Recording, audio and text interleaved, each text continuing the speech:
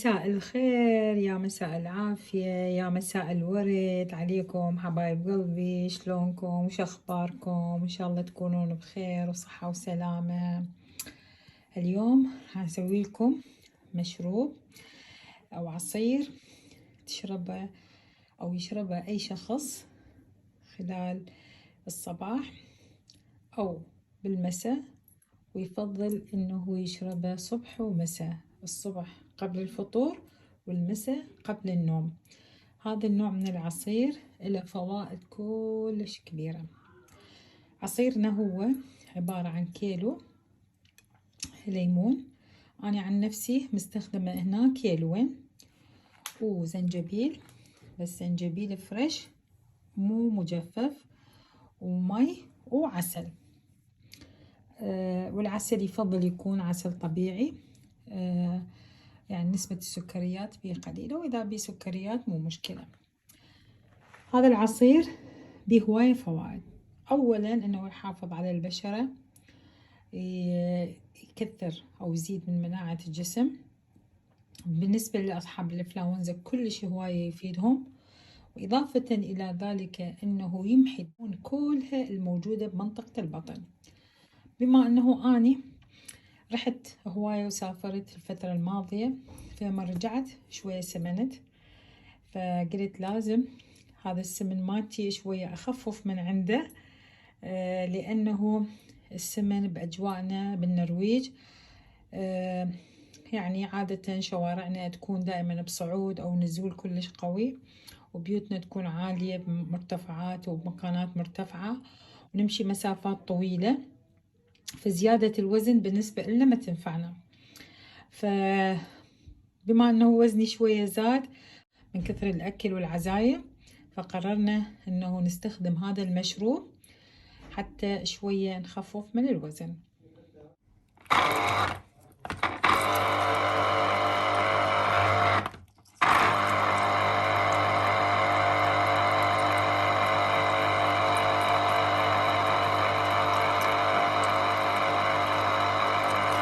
هنا راح أبلش إنه الليمون مالتي كل عصرة. قلت لكم أني بالنسبة إلي مسوية كيلوين.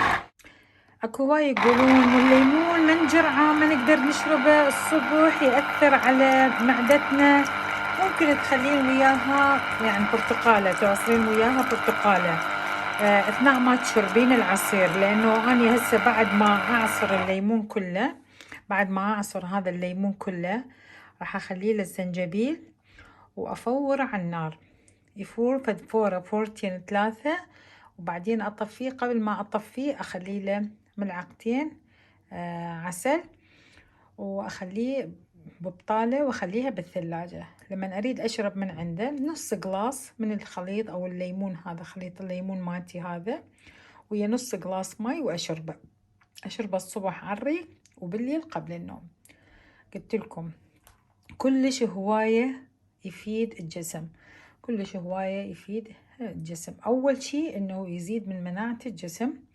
الشغلة الثانية انه يمحي الدهون كلها بمنطقة البطن، خاصة اذا تستمرون عليه. واضافة الى ذلك انه يأثر كلش هواية على البشرة، يعني يضيف نضارة للبشرة مو طبيعية. هسه ظلت هذه القطعة الأخيرة ويانا.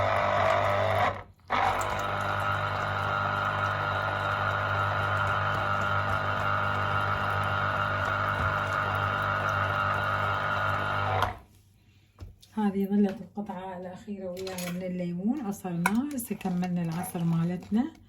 حاول إنه شوية نعرف عصير.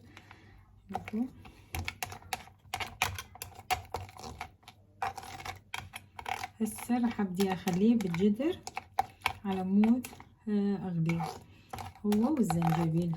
قبل ما أطفيه، بعد ما يغلي، قبل ما أطفيه أضيف له ملعقتين عسل، ملعقتين عسل أضيف لهم.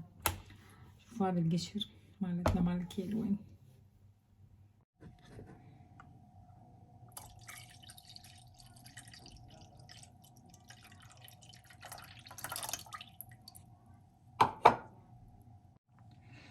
هسه هذا العصير، هذا عندنا الزنجبيل، بعد ما الزنجبيل الفريش بعد ما برشته بالمبراشة. شوفوا عصارة المي اللي فيها كلها ذب ببطنه.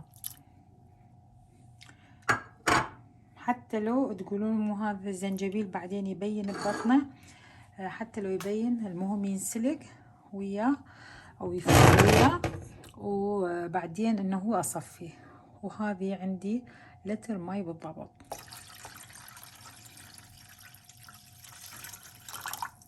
وهسه شغل الطباخ.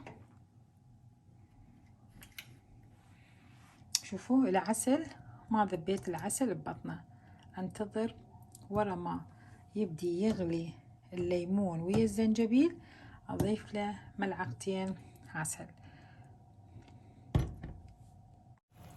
هسه بلش الليمون يفور. بعد ما فار الليمون راح ابدي اخلي العسل، طبعا اخليه فورتين 3 يفور ماكو مشكلة، وبعدين ابدي اخلي العسل مالتي.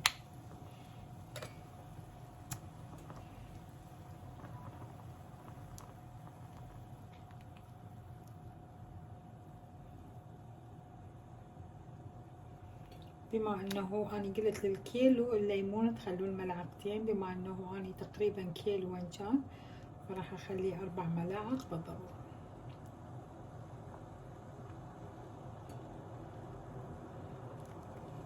وهاي الملعقة الاخيرة.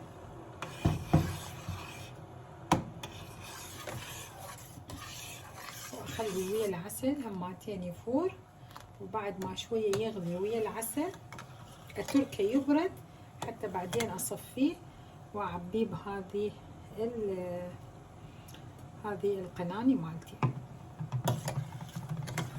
وتخليها بالثلاجة ايش وقت ما تريدين تستخدميها. طبعا هذه الوجبة تكفي تقريبا اسبوع، لمدة اسبوع، وممكن انه تحافظ على جودتها لمدة 10 ايام بالثلاجة.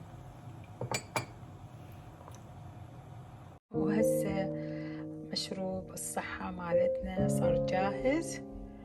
شوفوا ايش قد حلو.